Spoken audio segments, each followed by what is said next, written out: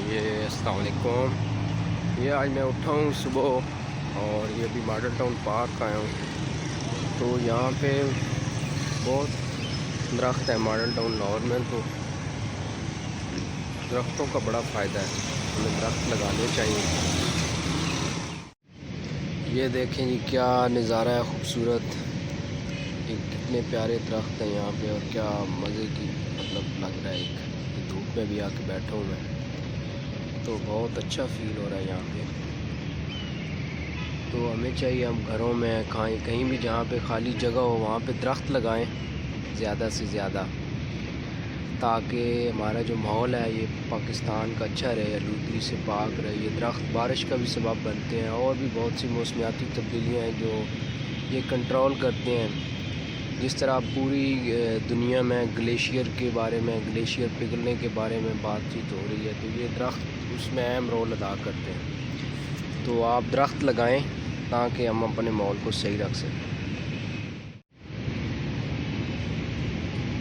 اور جناب یہ میں آپ کو درختوں کا بتانا چاہ رہا ہوں کہ یہ اتنا فرق ہے کہ یہ ماڈل ٹاؤن میں جیسے ہی انٹر ہوں لاہور میں سے کہیں سے بھی آپ آ رہے ہوں, تو ماڈل ٹاؤن میں گرمیوں میں انٹر ہوں تو ایک علیحدہ آپ کو ٹھنڈ سی فیل ہوگی, گرمی کم فیل ہوگی, یہ درختوں کی وجہ سے.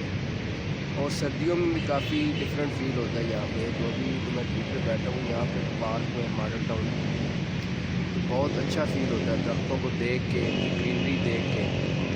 درخت زیادہ سے زیادہ لگانے چاہیے اور مجھے خود بڑا شوق ہے درختوں کا اور پودوں کا. میں کافی گھر میں بھی لگاتا ہوں. میری سب سے ریکویسٹ ہے کہ زیادہ سے زیادہ درخت لگائیں, پودے لگائیں, بڑے درخت لگائیں. یہاں پہ ماڈل ٹاؤن میں 100 سال پرانے درخت نظر آتے ہیں جن کی وجہ سے نا کافی اچھا فیل ہوتا ہے. یہ آپ باقی لاہور میں پھریں گے اور یہاں پہ ماڈل ٹاؤن میں آئیں گے لاہور میں تو کافی ڈفرینٹ فیل ہوتا ہے یہاں پہ, کیونکہ یہاں پہ درخت ہیں, بڑے درخت ہیں, جو پرانے درخت ہیں چھاؤں والے. اور ہمارے گاؤں میں لوگ تو کاٹ دیتے ہیں بڑی کاروبار کی خاطر کہ کاروبار کریں, لیکن بڑے درختوں کو کاٹیں جو کاٹنے کے قابل ہیں. کچی لکڑیاں کاٹیں, پکے درخت کاٹیں. اور ہماری گورنمنٹ کو بھی چاہیے اس پہ دیکھیں کہ جو درخت غیر قانونی کاٹے جا رہے ہیں اس کو کنٹرول کریں.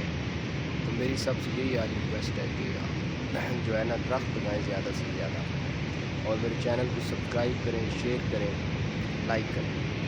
اللہ حافظ.